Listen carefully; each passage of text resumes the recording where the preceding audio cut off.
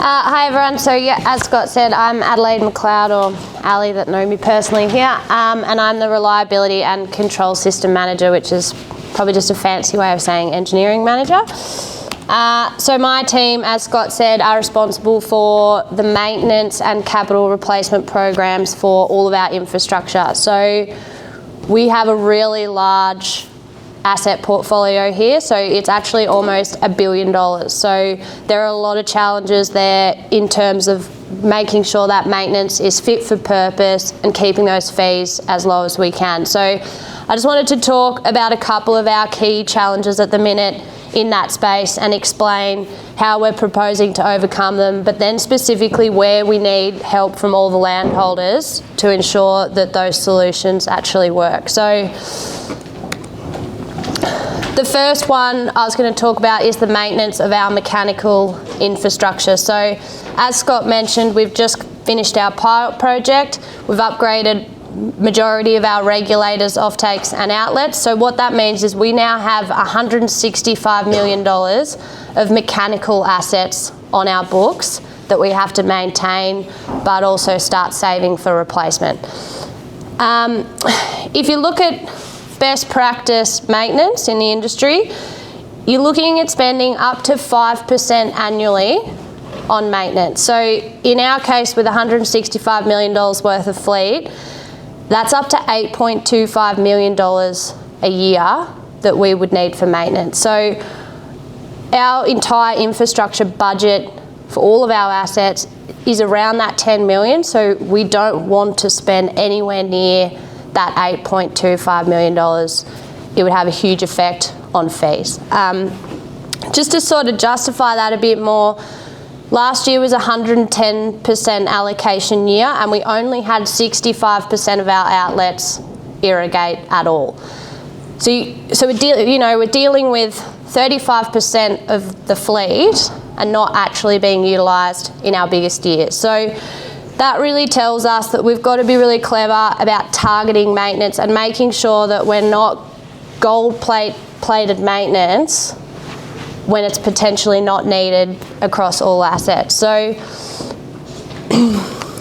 luckily for us, we've got this new control system that Jared will talk to a bit later, but our control system, our new one, is one of the biggest in Australia, and the main reason for that is the amount of tags that we monitor in the field. So we monitor over 1 million tags out in the field, specifically on our mechanical and electrical assets. So this here is what, it's hard to see with the glare, I'm sorry, but this is our triage system. So we pull this from the control system specifically for maintenance. So this was a screenshot I took a couple of weeks ago on season opening. So all these dots, they're all the faults. There's a lot of them.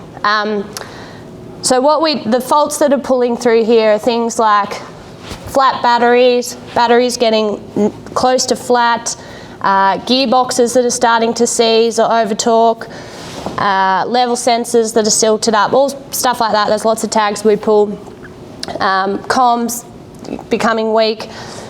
So we pulls all in here, and then what we do is we review it, check that we think, yep, that battery needs to be replaced, and then we raise a work order for Nick's team that go out to the field and fix it.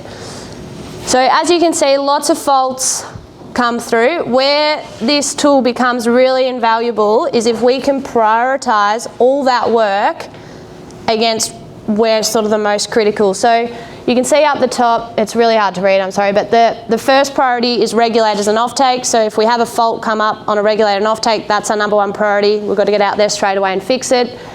The next is outlets irrigating, which is effectively the same priority. Straight away, we've got to get out there. The third priority is if there's an order in on an outlet and we can see the order start date, so we know that before that order starts, we've got to fix that fault. The fourth one is from the intention surveys that we send out. So where you've come back in the intention survey and said, I'm going to be using this outlet, we can see that and we can make sure we also put that in as a priority. The next bucket is you haven't said you're going to use the outlet, there's no orders, we're still going to fix the fault, but we are out at these sites every year, so we can just fix those faults when we're next there, and we're not doubling up on the costs of the maintenance and spending too much money when it's not required. So I suppose the take home of this, we're not getting really good participation rates on our intention survey. So the one that just went out, I think we had 10% participation rate. So it's making it really difficult for us to get the most out of these tools. So we'd love to see the participation rate on those surveys come up a lot, and the idea being that then we can really target our maintenance and make sure we're not spending excessive money maintaining 35% of structures that aren't going to go. So that's that one. The next one that I'll just talk to really quickly is the AMRR. So we talk about this a lot. It's one of our biggest challenges. It's going to remain so for quite some time. As I mentioned, $1 billion worth of infrastructure. We've got the job of trying to make sure, forecast all that capital replacement coming up and make sure we're saving enough money to fund it. So unfortunately, a large proportion of our network, particularly our civil assets, were built in the 40s and 50s. They're coming to the end of their life. We've been doing a huge amount of work at the minute on our civil assets, on life extension works, and we're having some really good results. We've managed to, in the last few years, reduce our upcoming liability by $30 million, so we are having some good success rates there.